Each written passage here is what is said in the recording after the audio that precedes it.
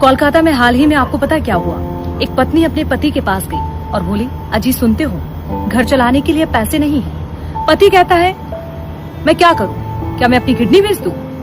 पत्नी को थोड़ा सा बुरा लगता है, चली जाती है। अब कुछ दिन ऐसे ही चलता रहता है।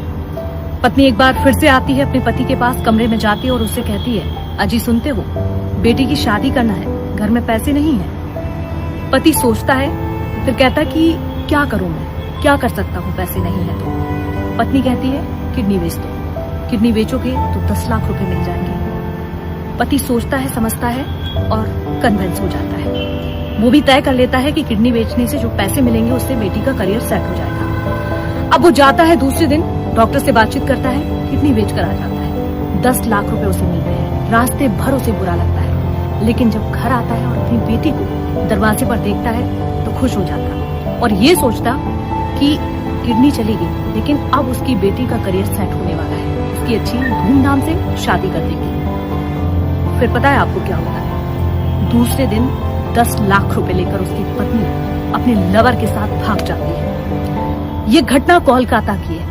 अब पति परेशान होकर पुलिस से न्याय की गुहार लगा रहा है, दरख्वास्त कर रहा है कि आखिर अब मैं क्या करूं, मैंने अपनी किडनी बेच दी, लेकिन उसके साथ क्या हुआ? धोखा उसकी पत्नी ने दिया और पत्नी जब अपने प्रेमी के साथ भागी, लगातार उस पति को धमकी दे रही है कि डिवोर्स ले लो या तो मैं तुम्हारे ऊपर केस कर दूंगी। अब पति डरा सहमा हुआ है कि आखिरकार अब वो करे तो करे क्या।